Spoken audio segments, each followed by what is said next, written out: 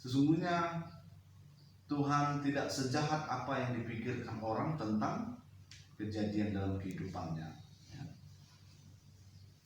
Ternyata Tuhan besar kasih-Nya sehingga Dia dengan sabar menunggu pertobatan orang-orang fasik.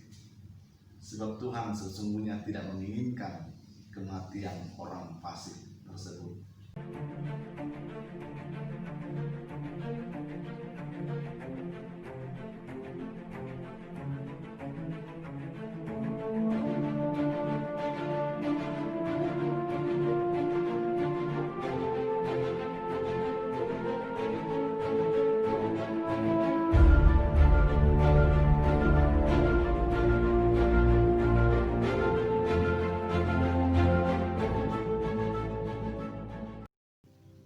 Shalom, bertemu kembali dalam Tenang Bersama Tuhan channel. Hari ini kita disapa oleh firman Tuhan, begitu keras namun lembut untuk mengubah kehidupan kita menjadi lebih baik lagi. Firman Tuhan bagi kita sesuai dengan Almanak HKBP tertulis di dalam Yeremia pasal 26 ayat 13. Oleh sebab itu, perbaikilah tingkah lakumu dan perbuatanmu, dan dengarkanlah suara Tuhan Allahmu, sehingga Tuhan menyesal akan malapetaka yang diancamkannya atas kamu. Demikian firman Tuhan. Saudaraku yang terkasih, kita tahu bahwa upah dosa adalah maut, dan kejahatan ganjarannya adalah malapetaka. Itu yang sedang mengancam bangsa Israel, karena bangsa Israel di zaman Yeremia ini telah berlaku jahat, menyimpang dari jalan-jalannya Tuhan. Maka itu Yeremia datang untuk mengingatkan mereka supaya kembali ke jalan-jalan yang benar. Ada keluarga besar misionaris,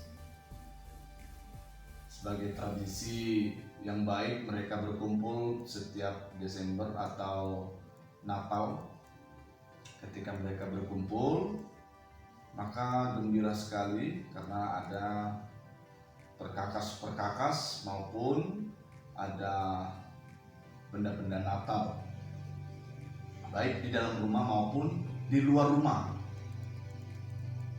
Nah, khususnya di luar rumah, karena suasana Natal dan Desember, maka bersalju. Nah, kegiatan mereka yang mereka lakukan adalah melempar bola salju. Dalam melakukan kesenangan hati mereka, melempar bola salju itu, ada orang-orang bersembunyi supaya tidak dilempar. Ada bersembunyi di samping rumah, ada bersembunyi di samping kendaraan.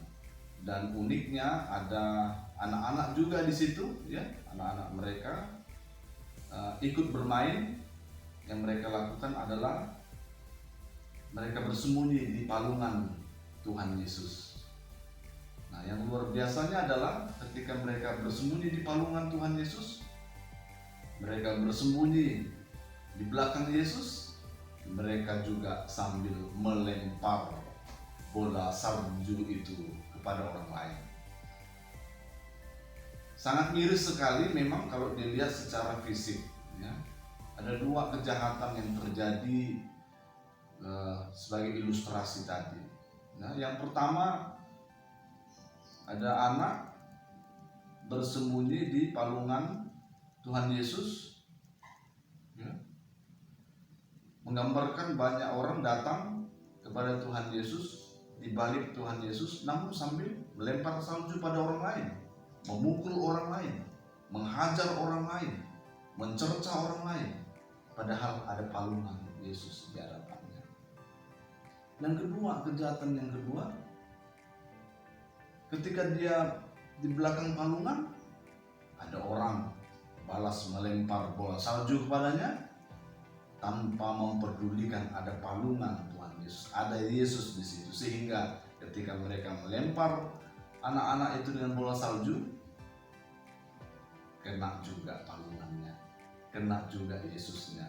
Artinya ada dua kejahatan yang terjadi.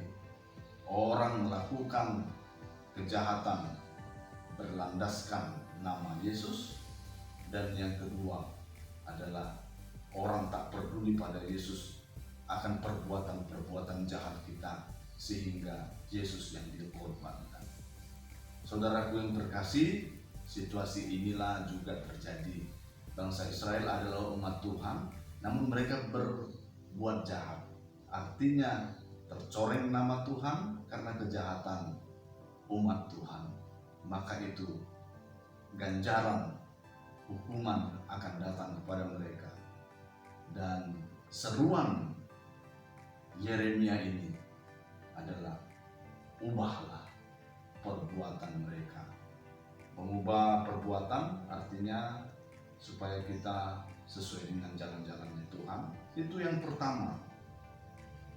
Jika kita sudah memperbaiki tingkah laku kita dan perbuatan-perbuatan kita sesuai dengan suara Tuhan, maka sesuai dengan perkataan Alkitab di LAI, di situ dikatakan Tuhan menyesal akan malapetaka yang diancamkannya atas kamu. Dalam Alkitab sehari-hari dikatakan Tuhan mengurungkan niatnya untuk menjelakakan kamu. Oh, ini luar biasa ya. Sesungguhnya Tuhan tidak sejahat apa yang dipikirkan orang tentang kejadian dalam kehidupannya. Ternyata Tuhan besar kasih-Nya sehingga Dia dengan sabar menunggu pertobatan orang-orang fasik. Sebab Tuhan sesungguhnya tidak menginginkan kematian orang fasik tersebut. Di masa corona saat ini seharusnya kita banyak merenung, bukannya bersikap apatis, ya, bersungut-sungut atau menyalahkan orang lain atas adanya virus corona ini dengan mengatakan oh ini konspirasi, ini disengaja, ini diadakan. Kalau itu benar, apa yang mau kita lakukan? Kalau itu salah, bahayanya salah, kita memfitnah orang lain, dosanya sangat besar. Maka itu di saat-saat ini sangat sungguh-sungguh kita membutuhkan perenungan diri supaya kita bisa mengubah paradigma kita dengan tindakan-tindakan nyata kita. Memasuki masa new normal ini, terutama dalam kehidupan kebersamaan dan peribadahan kita, maka mari bersama kita bangun budaya yang baru dengan melakukan protokol kesehatan supaya setiap kita terjaga dari dampak virus corona ini dan juga menjaga orang lain.